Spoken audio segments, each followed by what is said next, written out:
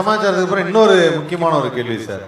இப்போ வாழ்க்கையில வந்து சில பேர் வந்து உண்மை பேசுறாங்களா பொய் பேசுறாங்களாங்கிறது ஆராய்ச்சி பண்ணாதான் தெரியும். ஆனா இருந்தாலும் நீங்க வந்து பொய்ன்னு தெரியும், அதுல ரசிச்ச ஒரு பொய்னா எந்த பொய்யை சொல்லுவீங்க? இது தாய்க்குள்ள கோவிச்சு கூடாது. நான் உண்மையிலேயே ரசிச்ச ஒரு பொய் சொல்றேன். என்ன அப்படின்னா, பொதுவா வந்து நம்ம ஆம்பளைங்க நிறைய பக்கம் பொண்ணு பார்க்க போறோம். அப்போ பொண்ணு பார்க்க போகும்போதெல்லாம் பொண்ணு வந்து டீயோ காஃபியோ பலகாரமோ கொண்டு வந்து கொடுக்குறாங்க. அதுக்கப்புறமா வந்து அவங்க வந்துட்டு போனதுக்கப்புறம் அவங்க உள்ளேருந்து மாப்பிள்ளையை பார்த்துட்டு இருப்பாங்க. மாப்பிள்ளையை வந்து பார்க்கறதுக்காக தான் பொண்ணு வந்து இதெல்லாம் கொண்டு வந்து கொடுக்குறாங்க.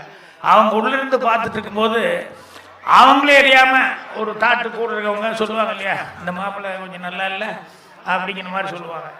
அப்புறம் இது என்னடி மாப்பிள்ளை சுமாராக இருக்கானே அப்படின்னு சொல்லுவாங்க.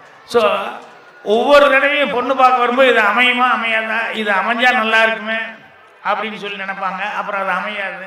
அப்புறம் இன்னொன்று சில நேரங்களில் வந்து இது மாதிரி ஒன்று வரும்போது வீட்டில் எல்லாமே செட் ஆகி வரும்போது பயமாக இருக்கும், ஐயோ இது அமைஞ்சிட போகுது அப்படின்னு. ஆனால் வேறு வழி இல்லாமல் அமைஞ்சிடும். ஆனால் இப்படி ஒவ்வொருத்தருக்கும் 4 தடவை 5 தடவை இந்த மாதிரி நடக்கிறது ஒரு லைஃப்பில். ஆனால் முதல் ராத்திரி அப்போ அவங்க பேசுகிற ஒரு அழகான பொய் என்ன அப்படின்னா, எனக்கு தெரிஞ்ச எல்லாரையும் சொல்ல நிறைய பேர் எனக்கு தெரிஞ்சு, உங்களை முதல் தடவை பார்த்தப்போ எனக்கு பிடிச்சி போச்சு. பல பேர் வாழ்க்கையில் நடந்திருக்கு சார், அமைதியா இருக்காங்க. ஆனால் அப்படி சொல்லும்போது அவங்க லைஃப்ல எத்தனை பேரை பார்த்துருந்தாலும் இவர் தான் அப்படின்னு சொல்லி நிச்சயமாகி கல்யாணம் ஆச்சுன்னா அதுக்கப்புறம் அதை எல்லாத்தையும் எரைஸ் பண்ணிட்டு நம்ம லைஃப்ல இந்த ஒரு ஆள் தான் அப்படின்னு டிசைட் பண்ணி அந்த பண்பாடோடு நடந்துக்கிறாங்க பாருங்க. அதுதான் பெண்களுடைய மிகப்பெரிய ஒரு கருத்து.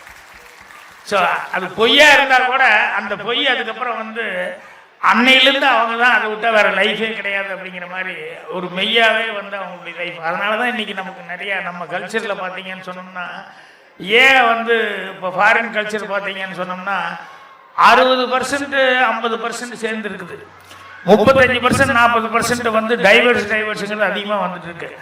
நம்ம இதில் வந்து இன்னும் எல்லாரும் ஆச்சரியப்படுறது எல்லாருமே என்ன அப்படின்னா, நம்ம பண்பாட்டு பிரகாரம் வந்து 75 இல்லை 85% இருக்காங்க, 10-15% தான் டைவர்ஷன் சொல்லி வருது. இது ஏன்டா அப்படின்னா ஒருத்தருக்கு ஒருத்தர் அனுசரித்து போகிறது இருக்குல்ல, அந்த பண்பாடு அந்த நம்மளுடைய கல்ச்சர் அதுதான் வந்து இன்னைக்கு எல்லாத்தையும் நம்மளை கட்டி போட்டு வச்சுட்டு இருக்கு. ஸோ அதுக்காக நம்ம பண்பாடு நினச்சி நம்ம சந்தோஷப்பட்டுக்கணும். Okay sir, thank you sir. முதராத்திரி இன்னைக்கு சொன்ன பொய்யை நம்பி வாழும் அத்தனை ஆண்களுக்கும் இது சமர்ப்பணம். எல்லாரும் ஒரு ஆண்கள்லாம் ஒரு பலத்தை கைத்தட்டல் கொடுத்துருங்க. ரொம்ப ஒருத்தர் ஃபீல் பண்ணி கை தூக்குறாரு. பொய் நிறைய சொல்லிருக்கீங்களா சார்? நினைப்பதெல்லாம் நடந்து விட்டால் தெய்வம் சிச்சுவேஷன் தான் சார். உங்க பாணியில வந்து ஏதாவது ஒரு புது மொழி அப்படின்னு சொன்னா என்ன சார் இருக்கும்? லைக் இப்போ வந்து பழமொழி அந்த மாதிரி சொல்றாங்க இல்லையா? இல்லை ஏம்பானிங்கிறது இல்லை, பொதுவாகவே வந்து நான் அப்போவே கண்ணன் ரவி பற்றி சொன்னேன். அப்படி தான் இருக்கணும். எதாக இருந்தாலும் நமக்கு ஒன்று நடக்கணும்னா மூளையிலேருந்து யோசிக்கணும். அதே அடுத்தவங்களுக்கு நம்மளால ஏதாவது ஒன்று ஆகுன்னு இதயத்திலேருந்து யோசிக்கணும்னு சொல்லுவாங்க. அது மாதிரி நபிகள் நாயகம் சொன்னது கூட எனக்கு ரொம்ப பிடிச்சது. என்னென்னா, உன்னுடைய நண்பன்கிட்ட அளவுக்கு மேலே நீ வந்து பாசம் காட்டு தப்பில்லை.